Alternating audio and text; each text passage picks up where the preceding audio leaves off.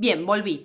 Estoy pensando seriamente en hacer una especie de edición de los bloopers de mis arrancadas de los videos porque son una fiesta. Entre eso, o sea, mis bloopers propios, más las miniaturas que me selecciona YouTube de los videos cuando los subo, que estoy como con caras, nada, que son como son cualquier cosa, o sea, en el medio de un gesto inexplicable, parezco una psicótica que grita o bueno, nada, comentario random para romper el hielo y arrancar de vuelta. Habíamos entonces en el video anterior, digo, para no sentirme sola, ¿no? Como para sentir que están acá conmigo trabajando en el análisis de los contenidos.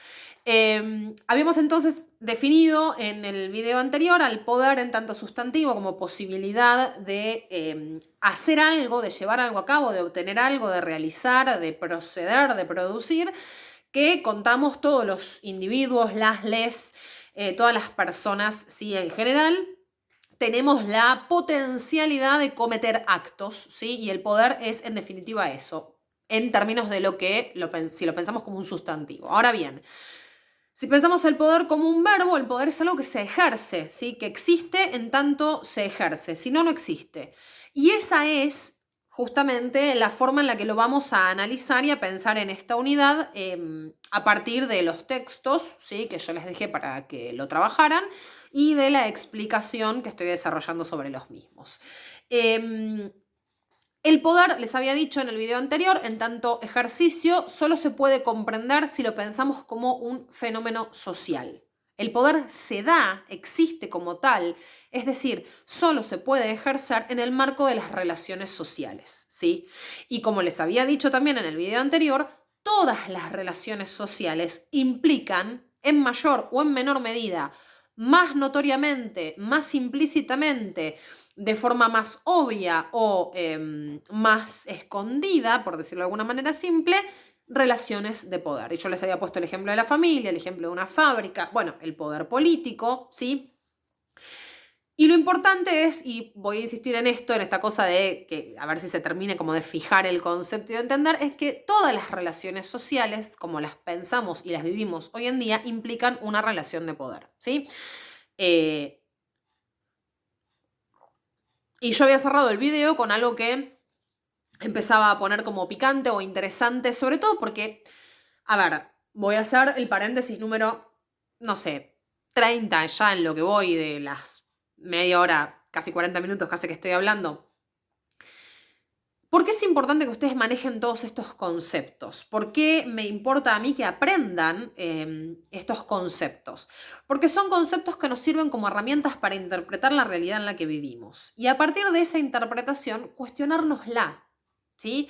Las ciencias sociales funcionamos en base a eso, en base a la construcción de conceptos que nos permitan comprender el mundo en el que vivimos y a través de esa comprensión cuestionárnoslo. Mi tarea es esa, ¿sí? Que básicamente que se cuestionen. Yo creo que esto, no sé si se los dije en algún otro video, pero es algo que digo mucho en el aula y que por ahí no se los dije nunca, así que aprovecho y que probablemente se los repita. Mi tarea está cumplida, ¿sí? Como docente, como profesora, como vehículo del conocimiento, está cumplida si ustedes terminan mis clases o mi materia con más preguntas que respuestas. Pensar el poder, en este caso, que es el concepto, el tema, el contenido que nos ocupa en esta unidad y por ende en esta tanda de videos, no nos sirve solamente para definir y decir, bueno, el poder es esto, el poder funciona de tal manera, el poder funciona de tal otra, sino también para cuestionarnos por qué el poder funciona de esa manera, por qué se sostiene en base a estas cuestiones, por qué lo ejercen estas personas y estas otras no, para cuestionarse, ¿sí? Cuando uno tiene una serie de herramientas conceptuales a partir de las cuales nombrar la realidad para comprenderla, también se dota de herramientas para cuestionarla. Y creo que mi tarea como docente es esa, que se cuestionen, básicamente, ¿sí?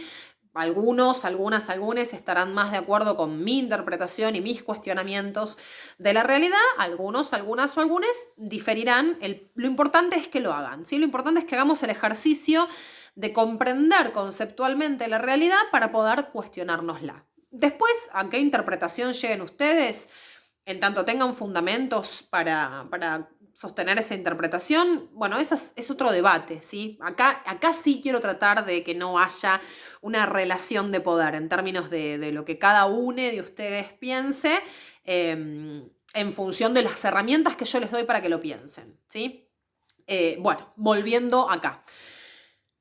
Entonces, pensemos que en el mundo en el que vivimos, en la sociedad en la que vivimos, en la actualidad, sí, y desde hace milenios que esto funciona de esta manera, existen relaciones de poder, ¿sí? El poder existe solo en sociedad y en la sociedad en la que vivimos, vivimos bajo relaciones de poder.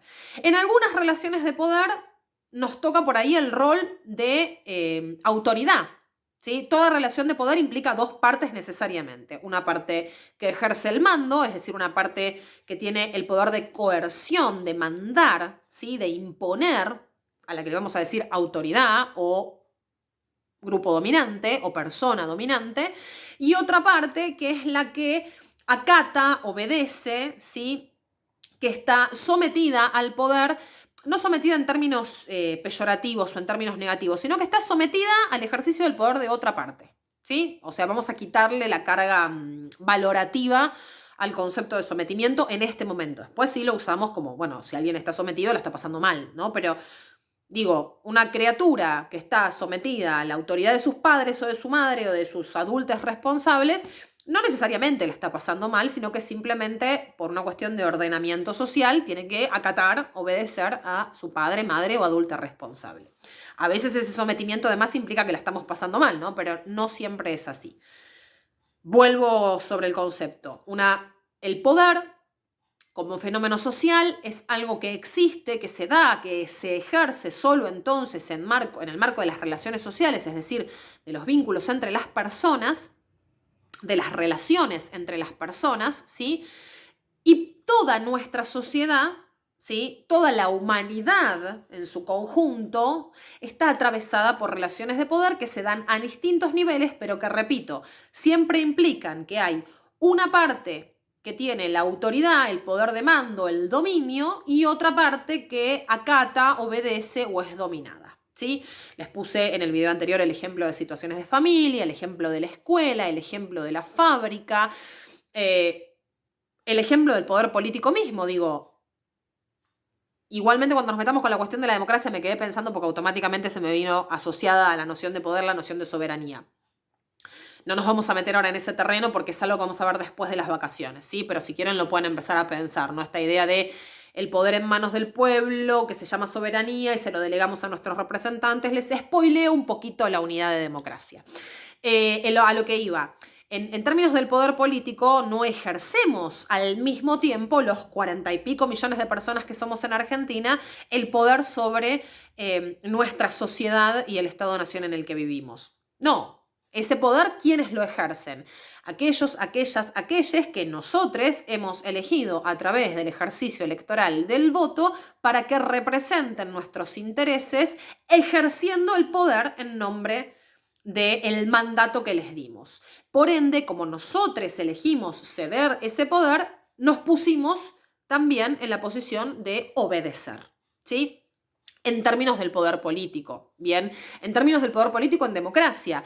Cuando existía la monarquía absoluta, el rey tenía el poder, el rey y su familia y sus contactos más cercanos eran quienes ejercían el poder y la dominación sobre un sector, sobre todo el resto de la sociedad, que acataba u obedecía ese poder, independientemente de que encontrase la razón para obedecerlo o no. Que igualmente, y acá es donde se pone complicada la cuestión, de la misma manera que está el rol de quien manda, quien es autoridad, quien ejerce la coerción, es decir, quien tiene el dominio sobre el poder, también estamos, ¿sí? O están quienes obedecen.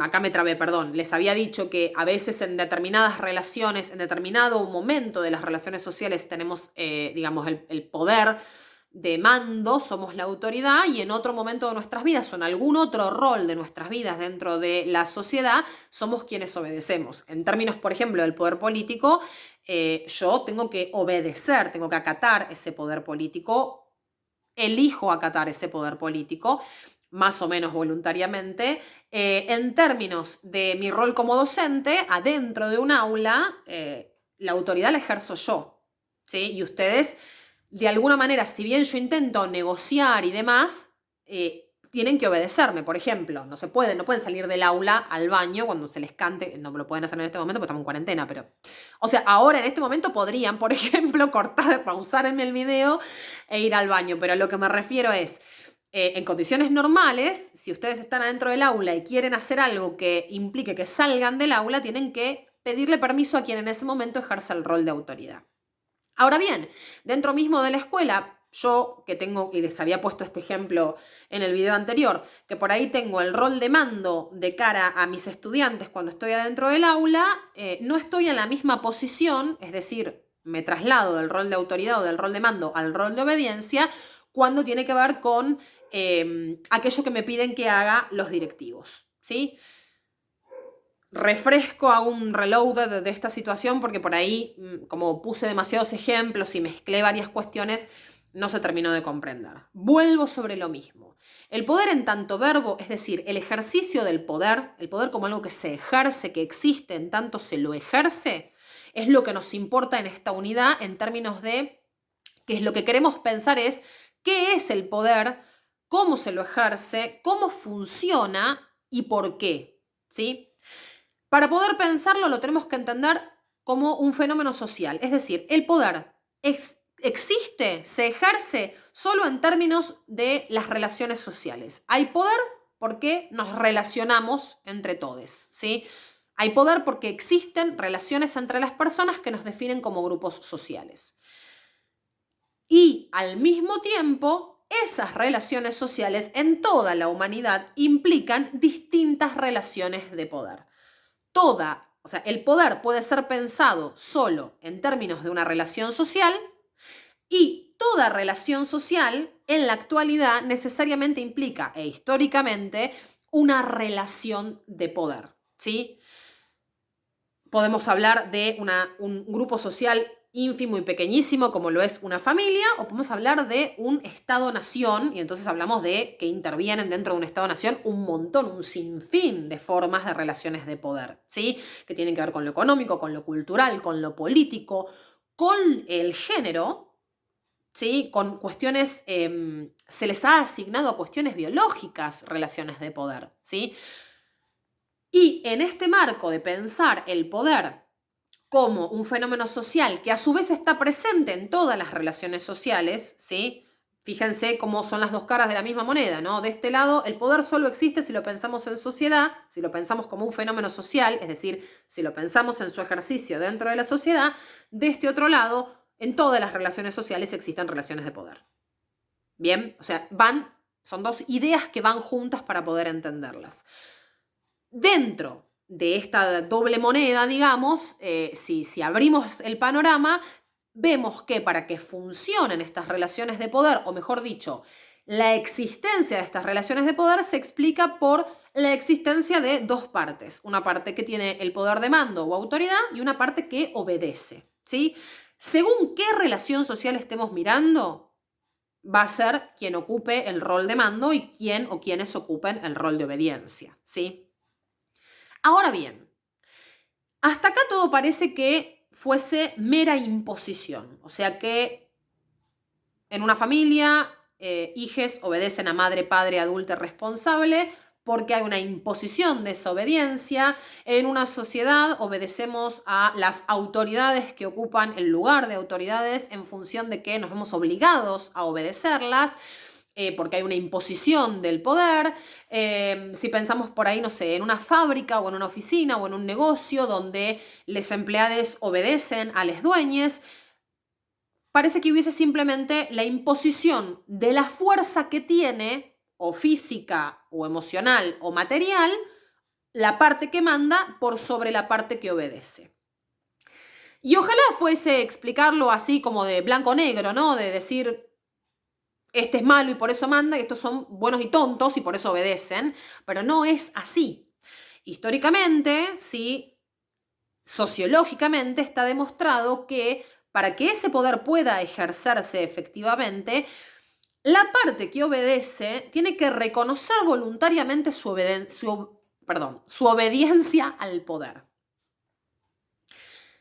Ojo con esto, que hay un montón de mecanismos por los cuales la autoridad convence de que voluntariamente quienes obedecemos acatemos ese poder, y a su vez también hay un montón de elementos dentro de las relaciones sociales que hacen que para quienes obedecemos, cuando estamos en el rol de obedecer, sea lógico o justo o correcto obedecer, ¿sí? Repito esto para que se fije.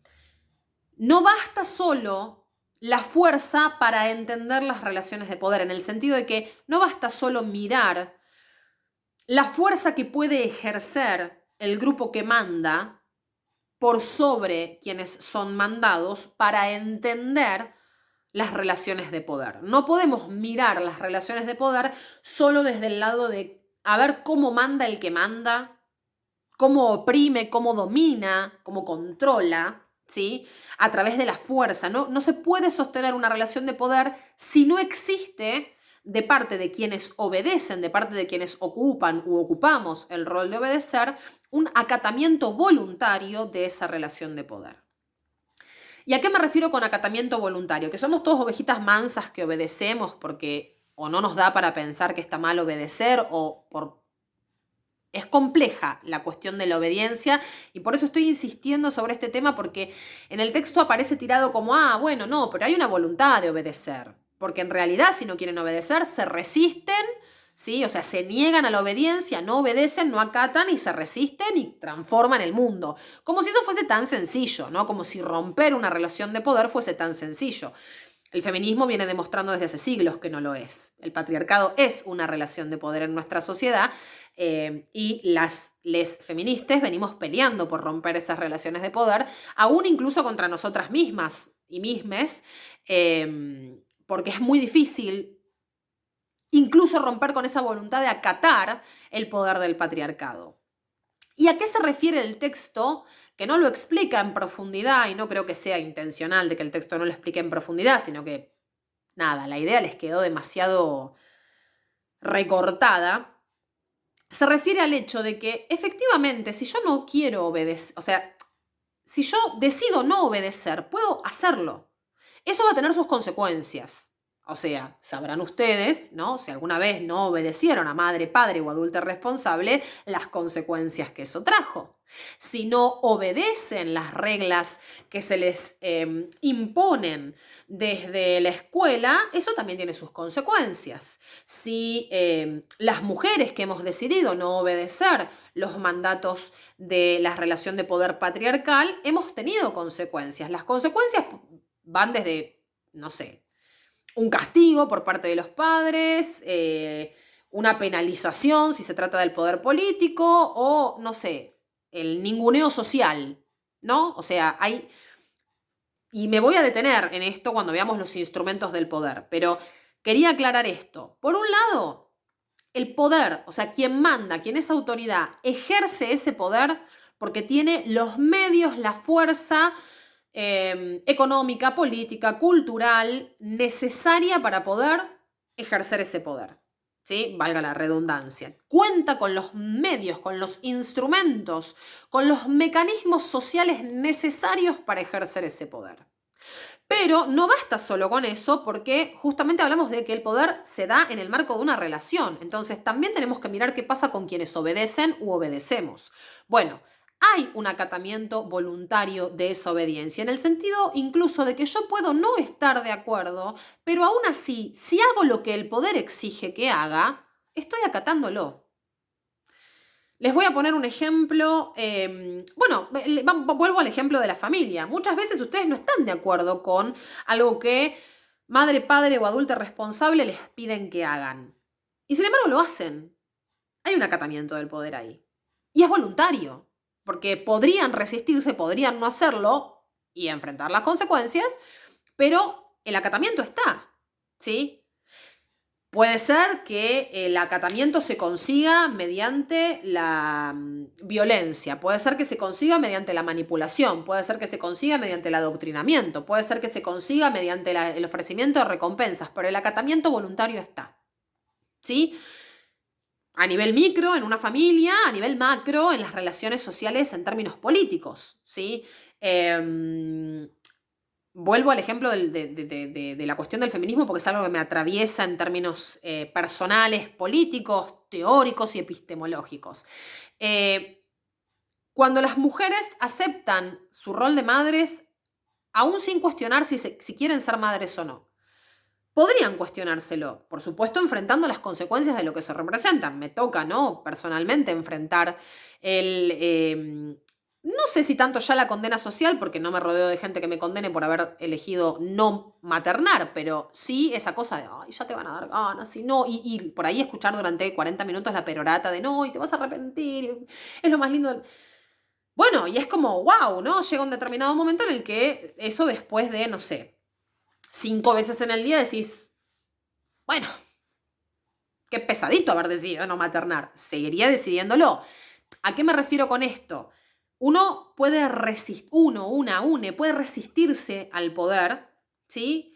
Y enfrentarse a las consecuencias que eso represente. Las consecuencias a veces son mínimas, como por ejemplo yo tener que bancarme que 5 de cada 6 personas a las que les digo que no quiero ser madre me cuestionen o me dejen la cabeza así, intentando convencerme de lo contrario, lo cual es mínimo, o, no sé, para una mujer que vive en países con religiones fundamentalistas en términos de la inferioridad de la mujer, no sé, resistirse a la autoridad y mostrar su rostro puede representar hasta la pena de muerte, ¿sí? O sea que hay distintos gradaciones de las consecuencias que implica resistirse al poder. Pero el hecho de no resistirse al poder es el acatamiento voluntario del poder. Esa voluntad puede deberse a que uno tiene miedo a las consecuencias que genere el resistirse o a que uno esté convencido de que eso que está haciendo, esa obediencia, es correcta. ¿Sí? No sé. Estoy tratando de pensar. Muchas veces uno como hije, ¿no? Como hije. Me pasaba mucho en el caso en mi familia, de que por ahí yo quería hacer tal cosa y cuando me explicaban desde la autoridad por qué no hacer tal cosa, yo decía, bueno, no, tiene razón, ¿no? Lo que a mí se me había ocurrido era una locura. Y entonces voluntariamente me convencía, terminaba estando de acuerdo con esa imposición del no, ¿sí? Puede pasar en términos políticos. Mi gata de vuelta desfilando de fondo. No están los libros de fondo, chiques, porque en la habitación en la que armé mi estudio, que fue donde filmé la tanda de videos anteriores, con mis bibliotecas muy bellas de fondo, hace mucho frío. Estoy en el living de mi casa, donde está la estufita, que me mantiene más así como al resguardo del invierno que se nos vino encima. Bueno, paréntesis número 457 del video, no hay problema. Vuelvo a esto. E insisto porque es una frase polémica que plantea el libro, ¿no? O sea, el texto que les dejé. El hecho de que para que quien ejerce el poder pueda hacerlo, tiene que contar con el acatamiento voluntario de quienes obedecen, ¿sí? El acatamiento voluntario acá aparece presentado como el hecho de, mirá, si no te gusta lo que te impone quien ejerce el poder, podés resistirte y tratar de modificar esa situación. Guarda, porque sea lo que no está mencionando el texto, en ese párrafo en particular, es el hecho de que resistirse al poder siempre tiene algún tipo de consecuencia. A veces mínima, a veces gigantesca. A veces la vida es la consecuencia de resistirse al poder, ¿sí? Pero sí estoy de acuerdo con esta conceptualización. O sea, sí me parece que es importante que entiendan esto.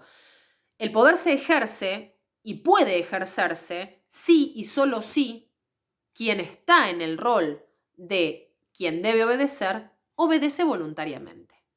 Esa voluntad puede estar presionada por un montón de factores o puede estar generada, consensuada, lograda en términos positivos por un montón de factores. Pero es un acatamiento voluntario. ¿Por qué es un acatamiento voluntario? Porque yo podría resistirme, podría enfrentarme al poder. Por supuesto que no es fácil, no es joda, hablando mal y pronto, enfrentarse al poder, ni cuando uno es chique, enfrentarse al poder de los padres, les madres o les adultes, ni cuando uno es trabajador en una fábrica, enfrentarse al poder del dueño de la fábrica, ni cuando uno es, no sé, un intelectual opositor al nazismo oponiéndose a Hitler. Digo, no era joda tampoco hacer eso. Pero muchas veces lo que termina pasando es que aceptamos el poder tal y como viene dado, porque a pesar de que no estamos de acuerdo, igual acatamos obedientemente. Y eso sí es algo que está bueno que lo reflexionemos, porque hay un montón de cosas que por ahí nos parece que está mal, que nos impongan, ¿sí? Quienes tienen el poder o el rol de mando o de autoridad en la sociedad en la que vivimos. Y sin embargo las acatamos, obedecemos, ¿sí? A pesar de que determinadas cosas nos parecen mal, las obedecemos igual. Cuando en realidad la posibilidad de resistir existe. Que esa posibilidad después implique un montón de consecuencias, esa ya es otra cuestión que por supuesto es discutible y atendible, pero la posibilidad de la resistencia está. Eso también es un poco lo que aparece en los videos de Z, ¿no? Del hecho de, bueno, el poder es imposición, el poder es ejercicio, pero recordemos también que en tanto sustantivo es la potencialidad de hacer algo distinto, ¿sí? Bien, lo que nos toca ver ahora, que ya les planteé todo como este estallido de conceptos en la cabeza, es ver desde la perspectiva de quienes ejercen el poder, es decir, vamos a pararnos desde el rol de la autoridad, cuáles son los instrumentos de los que se puede valer el grupo que ejerza ese dominio, ese poder, para ponerlo en funcionamiento, ¿sí? Para, dentro de una relación, dentro del marco de una relación social, ¿sí? Y a eso le vamos a llamar instrumentos del poder, es decir, cuáles son las herramientas que quienes dominan utilizan para conseguir u obtener obediencia. Hay tres, son bastante sencillitas de conceptualizar y de ejemplificar. Con eso voy a cerrar este video y me voy a ir a la parte que por ahí es a mí la que me resulta más interesante, porque la verdad que si estuviésemos en el aula sería una de las que más debate generaría, que es la cuestión de la legitimidad y legitimación del poder, ¿sí? Bien, volviendo entonces, les decía, antes de meternos con legitimidad, vamos a cerrar este video pensando cuáles son, desde el rol de quien ejerce o quienes ejercen el poder, los mecanismos o herramientas, es decir, los instrumentos que se pueden utilizar para generar obediencia, ¿sí? Vamos a tomar lo que plantea el texto, que de hecho no es algo original del texto. Les voy a dejar la fuente, es el manual de Política y Ciudadanía de Estrada, el que estoy usando para esta unidad, ¿sí? Les voy a dejar la fuente porque cometí el error, hay que citar siempre la fuente. Epistemológicamente y académicamente hablando, es necesario siempre citar de dónde obtengo la información. Bueno, en este caso estamos trabajando con un capítulo, con una selección, ¿sí? Del capítulo de Estrada, que para definir y caracterizar las herramientas o los instrumentos mediante los cuales el grupo que domina, el grupo que es autoridad, ejerce el poder, toma la teoría de un economista que se llama John Galbraith, perdón mi malísimo inglés, que es un economista estadounidense que escribe un texto que es muy conocido en sociología, en ciencia política, que es La anatomía del poder. En esta obra, ¿sí? Este economista lo que plantea es que podemos pensar desde la perspectiva de quienes ejercen el poder dividido en tres grandes tipologías o tres grandes tipos, en función de cuáles son los instrumentos de los que se valen para generar obediencia. Y él habla de el poder condigno, el poder, miro el machete, el poder condicionado y el poder compensatorio. El poder condigno es aquel que se ejerce bajo la amenaza de un castigo, ¿sí? Es tal el temor que genera la consecuencia de desafiar o resistir el poder que la persona o el grupo decide acatar ese poder aun cuando esté en desacuerdo, ¿sí? Acá la voluntad de obediencia se obtiene mediante el temor a la imposición de un castigo como consecuencia de resistir o desobedecer, ¿sí? Vamos a materia del poder político o del poder en términos legales. El Código Penal justamente establece cuáles son las penalizaciones, es decir, los castigos que recaen sobre una persona cuando viola la ley, es decir, cuando no obedece la ley bajo la cual se establecen determinadas reglas. Por ejemplo, en nuestra ley está establecido que robar es un delito. O sea, el poder, ¿sí? El poder que decidimos acatar, ¿sí? En su ejercicio estableció, hace muchísimo ya, que robar es delito. Y eso se condena mediante una serie de penalizaciones que están establecidas, en nuestro caso, en el Código Penal. Es decir, ¿por qué obedece el individuo? ¿Por qué obedece la persona? ¿Por qué obedece el grupo social cuando el poder se ejerce de forma condigna? Porque la consecuencia de resistirse al poder, la consecuencia de no obedecer, genera mucho más temor que el acatamiento de la orden o del poder, ¿sí? El otro poder es la otra de las tipologías es el poder condicionado, aquel poder que se ejerce mediante instrumentos de educación, adoctrinamiento, persuasión y convencimiento de aquellos que tenemos que obedecer. Es el poder en su formato,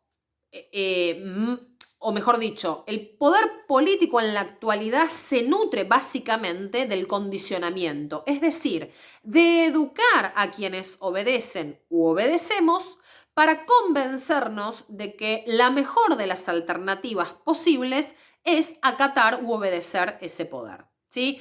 La escuela cumple hoy por hoy el rol de educar ciudadanas, ciudadanes y ciudadanes que estén convencidos, convencidas y convencides, por ejemplo, de acatar las reglas del poder en el juego de la democracia, ¿sí?